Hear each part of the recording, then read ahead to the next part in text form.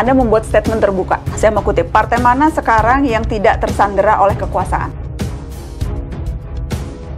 Anda dicalonkan oleh 3 partai politik kok ketika menjadi capres? Jangan Anies. Kenapa? Kalau Anies ketika Anda bilang tersandera kekuasaan semua partai, faktanya ketika Anda maju menjadi capres, ada 3 partai politik yang mendukung Anda, padahal Anda bukan kader PKB, Anda bukan kader Nasdem, Anda bukan kader PKS, tapi Anda dapat tiket dari 3 partai. Ya. Itu kan tidak tersandera kekuasaan, Mas Anies.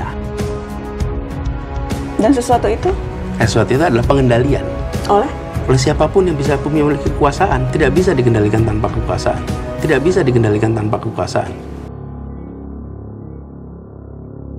Bagaimana Anda membaca statement Pak Jokowi ini? Politisi itu biasanya paling mudah memainkan rumus korban. Korban tidak dapat boarding pass, dijegal, tidak bisa maju kontestasi. Minimal itu narasi yang berkembang. Dikembangkan oleh pendukung Anda, dan sekarang kemudian juga Anda sampaikan begitu. Jadi ini memang peran yang sedang Anda mainkan?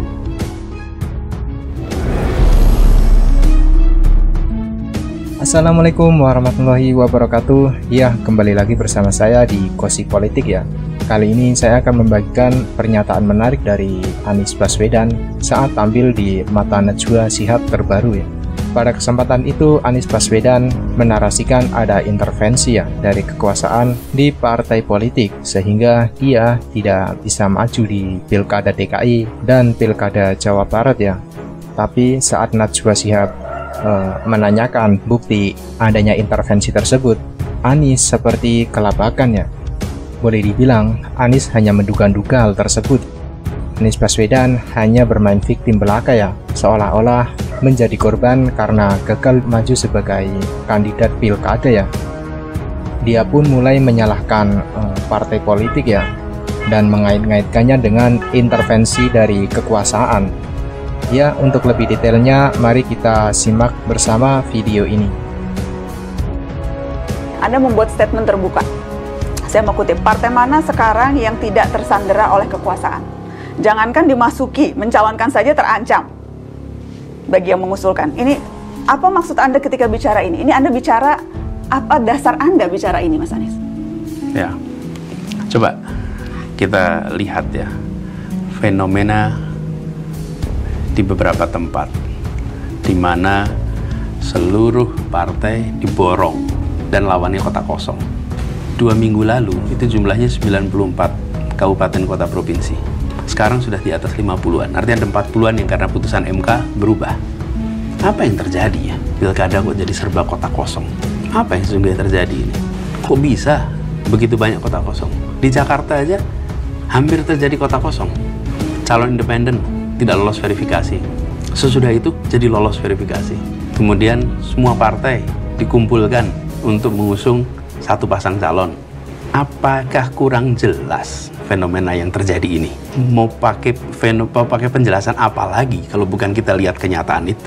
Penjelasan bahwa ya ini real politik, partai punya hitung-hitungannya sendiri, negosiasi, bagian dari bargaining politik, melihat bagaimana masa depan partai masing-masing, tidak selalu melulu disempitkan bahwa ini ada intervensi kekuasaan kan, Mas Anies? Partai politik kan biasa bargaining politik. Ya, ketika sampai kepada pemilihan, ini adalah tentang rakyat diberikan opsi untuk memilih.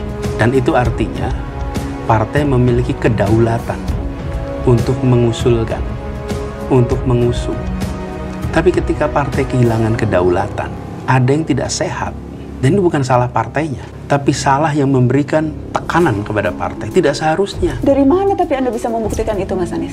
Sekarang partai-partai semuanya bilang ya karena memang hitung-hitungan politiknya memang tidak bisa mengusung Anies Baswedan kok. Hitung-hitungan politiknya memang yang kami mau usung ini, apapun kepentingan politik mereka ya, karena memang mau bergabung atau apapun dorongannya, tapi faktanya memang sekarang yang bisa mengusung partai politik dan mereka membuat keputusan-keputusan sendiri.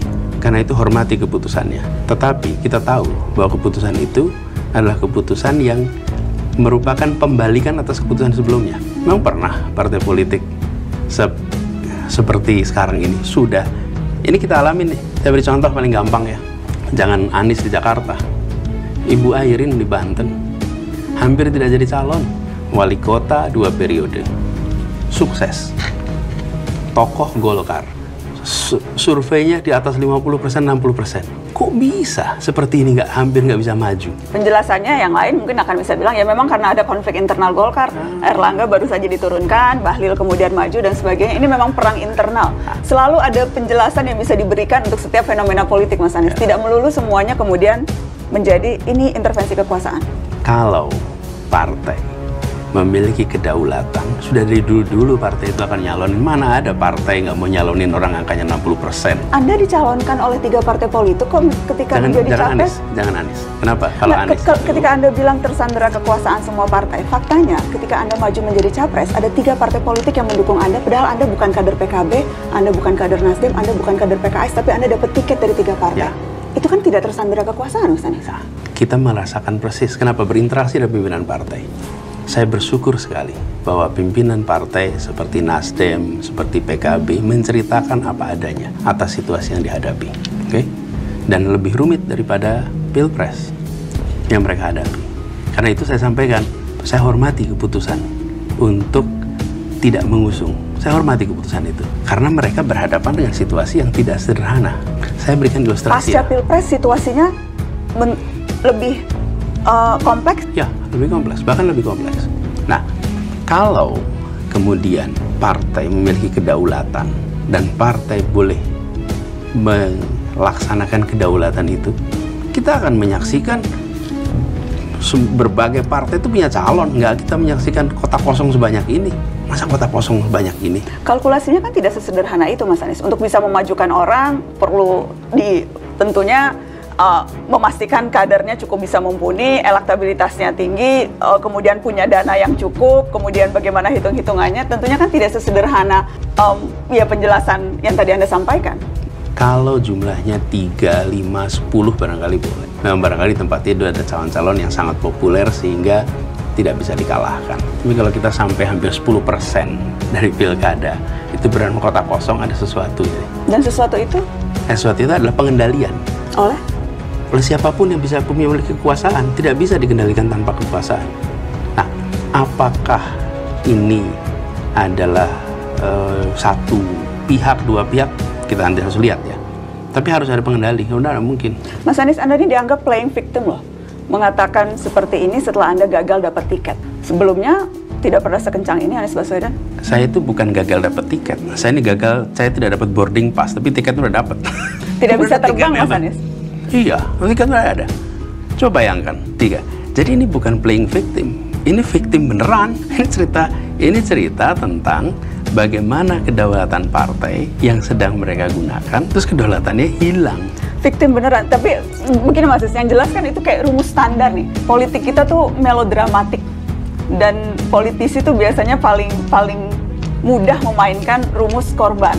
Korban tidak dapat boarding pass, dijegal, tidak bisa maju kontestasi. Minimal itu narasi yang berkembang, dikembangkan oleh pendukung Anda dan sekarang kemudian juga Anda sampaikan begitu. Jadi ini memang peran yang sedang Anda mainkan? Ini adalah kenyataan yang disaksikan oleh rakyat Jakarta dan rakyat Indonesia. Ketika kenyataan disampaikan, coba kita lihat nih kenyataannya. Partai sudah mengusulkan, partai sudah memproses, kemudian satu-satu dalam posisi tidak bisa melanjutkan. Tidak bisa melanjutkan.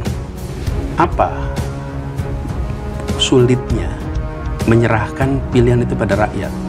Serahkan aja pada rakyat. Tapi tidak. Nah, justru ini ya. Kenapa ini bisa berbahaya pada demokrasi? Kita menempatkan demokrasi itu sebagai sebuah media untuk mengelola perbedaan aspirasi secara damai. Nah, ketika perbedaan aspirasi itu muncul, kemudian proses politik mencari titik temu. Kalau tidak tercapai titik temu, serahkan kepada rakyat untuk menentukan. Nah, dalam pencalonan begitu. Aspirasi A, aspirasi B, aspirasi C, kalau pilkada nih. Partai-partai kemudian membawa aspirasi itu. Lalu menyerahkan kepada rakyat untuk silahkan rakyat memilih. Nah, yang sedang terjadi adalah aspirasi A, aspirasi B, aspirasi C itu dikendalikan sehingga yang ditawarkan kepada rakyat adalah yang oleh kesepakatan apapun itu, apakah itu perintah, apakah itu rundingan, disepakati dan tidak diserahkan kepada rakyat. Jadi peristiwa yang dialami bukan saja, kalau saya menceritakan ini seakan hanya soal Anies. Bukan, ini adalah bagaimana proses demokrasi kita yang dijaga untuk sehat. Kalau tidak ada itu, buat apa kita semua ini ada pilkada? Sepakati aja satu nama, terus-menerus, dan kemudian kota kosong aja semuanya. Kan jadi begitu kemudian. Dan Anda merasa bahwa memaksakan kesepakatan itu didorong oleh pengendali kekuasaan. Itu yang Anda katakan, Mas Anies? Kita nggak tahu sesungguhnya siapa yang mengendalikan ini semua. Kita bisa berspekulasi. Tapi kita kalau ditanya, saya tidak bisa tahu saya. Karena yang jelas itu kan narasi yang kemudian berkembang. Sedemikian sampai Presiden Jokowi ditanyai wartawan soal itu. Spesifiknya kita akan dengar apa kata Presiden Jokowi. Bagaimana Anda membaca statement Pak Jokowi ini? Kalau Presiden menyampaikan pernyataan, ya kita percayai. Ini pernyataan Presiden. Saya itu urusan partai politik. Mau mencalonkan, tidak mencalonkan itu urusan koalisi, urusan partai politik, ada mekanisme, ada proses di situ. Dan itu memang sesuatu yang Anda lihat terjadi kan? Ya. Semuanya mekanisme partai politik. Buktinya Nasdem begitu belum ditetapkan resmi juga sudah datang ke Hambalang. Pak Prabowo juga sudah bertemu dengan Caimin. Bahkan tidak lama setelah ketahuan bahwa Pak Prabowo yang menjadi pemenang Pilpres. Jadi pertemuan-pertemuan itu kan menandakan bahwa memang sesungguhnya ya ini keinginan independen dari masing-masing partai yang memang mau bergabung dengan partai, dengan pemerintah yang akan berkuasa. Dan bagian dari konsekuensi itu tentunya ya sama dengan menentukan siapa calon-calon yang mau diusung di daerah-daerah strategis termasuk di Jakarta. Wajar saja kan Mas Anies? Ya, makanya itu kita hormati keputusannya.